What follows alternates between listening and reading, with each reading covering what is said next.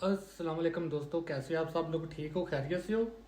बात तो आज मैंने करनी है गजवा हिंद, इमाम मेहंदी और खुरासान के लश्कर पे। लेकिन ज़रा एक छोटा सा किस्सा मुझे याद आ गया जो आज की पाकिस्तान में अपडेट हुई है ना, उससे थोड़ा सा रिलेटेड है। मैं बात करने जा रहा हूँ TLP, तरीके लब्बैक या रसूलुल्लाह वाले जो पाकिस्तानी, मतलब इनके मसले में आपको बताता हूँ। ये बात है 2020 की। यही मौसम था, मतलब अक्टूबर नवंबर चल रहा था 2020 में। मैं रह रहा था पेरिस में।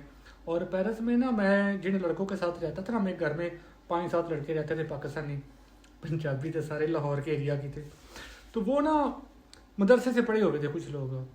तो उन दिनों में ना जो खादम रिजवी है ना, जो TLP का बानी है, ये तरीके लब्बैक पाकिस्तान वालों का, तो वो पाकिस्तान में एहतजाज कर रहा था। इमरान खान की गवर्नमेंट थी, गवर्नमेंट पे वो गालियां दे रहा था, हर किसी को वो गालियां बक रहा था, दल्ले बगैर कमीने।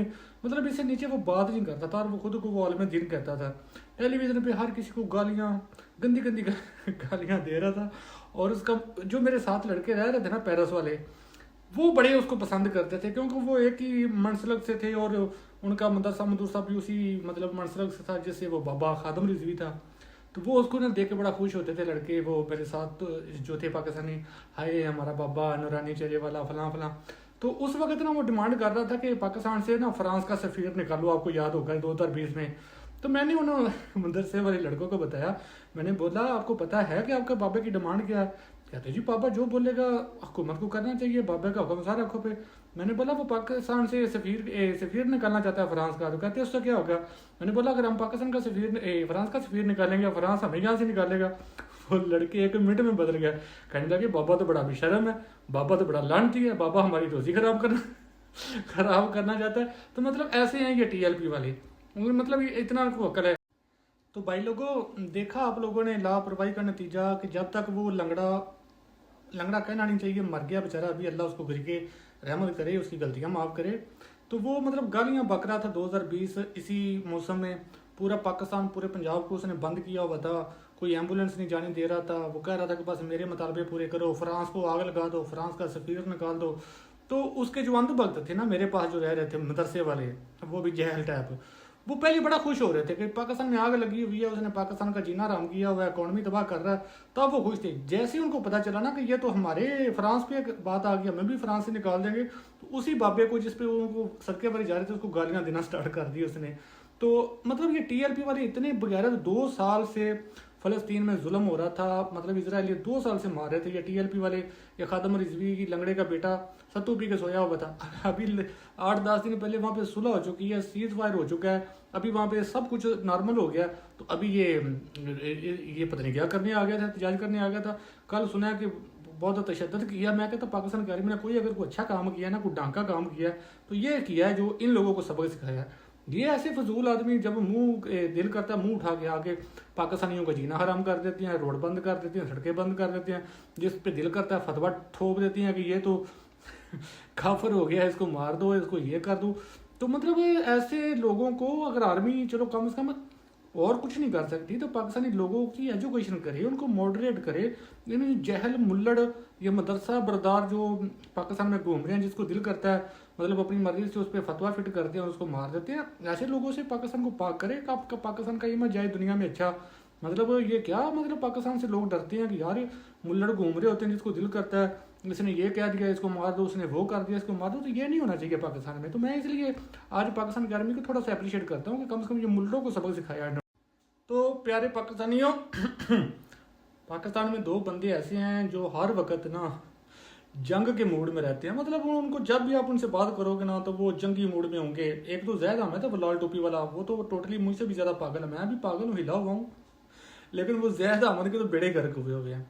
मतलब वो तो पाकिस्तान इंडिया का आपस में थोड़ी सी झड़प भी हो जाए ना, तो वो पता नहीं कलाशनकोफ ले के आर्मी की यूनिफॉर्म पहन के आ जाता है कि गजवा हिंद स्टार्ट, आ जाओ गजवा हिंद स्टार्ट हो गया।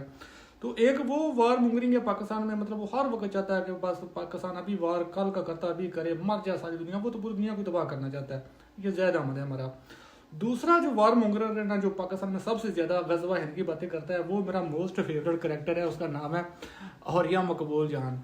औरिया मकबूल जान के पास आप ऐसी ऐसी हदीसें सुनोगे गजवा हिंद पे, जो मतलब आपको ना तिरमिजी में हदीस मिलेगी, ना सही मुस्लिम में मिलेगी, ना सही बुखारी में मिलेगी। वो सिर्फ आपको औरिया मकबूल जान के पास मिलेगी। और और यह मकबूल जान गजवा हिंद में तालिबान को और अफगानिस्तान को ऐसे फिट करता है ना कि आप देखते रह जाओगे। मतलब देखो, वो बंदा पाकिस्तान का साबका ब्यूरोक्रेट है, वो डिप्टी कमिश्नर रहा है, पाकिस्तान ने उसको इज्जत दी है, पाकिस्तान में वो सेक्रेटरी के ओहदे तक गया है, मतलब 21 ग्रेड तक उसने पाकिस्तान में जॉब की है। लेकिन उसका आप शो देखो, हरफे राज के नाम से वो करता है। वो बंदा पाकिस्तान का 10 मिनट नाम लेगा, 25 मिनट वो प्रेज करेगा, यानी कि तारीफें करेगा अफगानिस्तान की, और अफगानिस्तान में भी मतलब वो तारीफें करता है तालिबान की कि ये तो बस अल्लाह के बंदे। अभी देखो कुरान में, या मुझे नहीं पता, हदीसों में थोड़ा बहुत जिक्र है खुरासान का। खुरासान का लश्कर स्याह झंडे लेके निकलेंगे, वो हजरत इमाम मेहंदी के लिए है। ये बंदा गजवा हिंद के लिए अभी खुरासान को फिट करता है। अब खुरासान में कौन कौन से इलाके आते हैं? खुरासान में आता है कंधार और मतलब काबल का इलाका, इसका अफगानिस्तान का। पाकिस्तान का आधा बलूचिस्तान आता है खुरासान में, ईरान का आधा इलाका आता है खुरासान में, आगे सीरिया का, इराक का आता है। तो वो ये हजरत इमाम मेहंदी की लीड फोर्स होगी। तो इसमें मतलब ये तालिबान को, मैंने अपने प्यारे दुलारे औरिया मकबूल जान साहब का नंबर लिया था, उसके एक्स ट्विटर हैंडल से भी, और उसके चैनल पे भी उसका नंबर है व्हाट्सअप का। मैंने उसको कॉल किया, मैसेज भी छोड़िया, बात नहीं अभी। आप लोग उससे लाजमी सवाल करो कि पिछले 20 साल से, जब से वो रिटायर हुआ है, 15 साल से वो टेलीविजन पे बैठ के हमें बता रहा है कि तालिबान ने पाकिस्तान के साथ मिलकर गजवा हिंद लड़ना है, तालिबान ने पाकिस्तान के साथ मिलकर हजरत इमाम मेहंदी की आर्मी बनना है। अभी आप जाके सिर्फ औरिया मकबूल जान से एक बात पूछो कि ये तालिबानिये जो हैं, ये हजरत इमाम मेहंदी की आर्मी है या नरेंद्र मोदी की ये आर्मी है? क्योंकि तालिबान वाले तो जाके इंडिया के काफरों के, मतलब हिंदू को आप काफर नहीं बोल सकते। काफर तो हम क्रिश्चियन को भी बोलते हैं, यहूदी को भी बोलते हैं। काफर तो वो होता है जो सिर्फ हमारे नबी को नहीं मानता। तो काफर तो हम हिंदू को नहीं बोलेंगे, हिंदू तो मुशरिक है, वो तो बुत परस्ती करते हैं। तो काफर से मतलब वो ज्यादा बुरे हैं। मतलब नरेंद्र मोदी की बात कर रहा हूँ, वो तो मुशरिक है ना, मूर्ति पूजा करने वाला है। तो वो काफर तो छोटा होता है, ये तो मुशरिक है। तो वो तो मुशरिक के पास जाके तालिबान उनके पाँव में पड़ गए हैं, जाके उनसे एम्बुलेंस के 6, मतलब देखो तालिबान ने अपना टोटल जमीर बेच दिया, काफरों के साथ, मुशरिक के साथ हाथ मिलाया, किस एवज सिर्फ 6 एम्बुलेंस दी हैं इंडिया वालों ने, उनको ज़कात दिया तालिबान को। पहले ये पाकिस्तान, अरब से, सऊदी अरब से या कतर, यूएई वालों से ज़कात खरात लेते थे। अब इन्होंने काफरों से, यानी कि मुशरिकीन से, मूर्ति पूजा करने वालों से भी ज़कात लेना तालिबान वालों ने स्टार्ट कर दिया।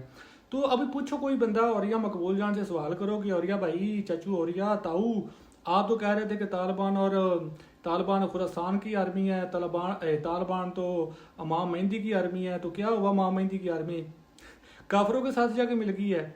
इंडिया के नरेंद्र मोदी मूर्ति पूजा करने वाले के मुशरक, वो तो प्रस्त को जाके जफ्फियां डाल रहा है, उनके पाँव पड़ गया जाके कि दे दो अल्लाह के नाम पे, दे दो। अल्लाह के नाम से मांगना तो अरबों से मांग रहे, कि काफरों से मांगना उसने जाके। अभी पूछो। और एक और ना, औरिया मकबूल जान और उस जैसे और बहुत सारे लोग जो है ना, पाकिस्तानी अवाम, न्यू जनरेशन, जो न्यू लड़के जवान हो रहे हैं, यंग यूथ, उनको गुमराह इस तरह करते हैं कि वो कहते हैं कि तालिबान ने अमेरिका को शिकस्त दी है, मतलब 20 साल उन्होंने फाइट की है तो शिकस्त दी है। अरे भाई, अमेरिका आया था, अमेरिका को मुल्ला उमर से अमेरिका ने मांगा था उसामा मुल्ला उमर ने नहीं दिया, अमेरिका आ गया जंग करने के लिए।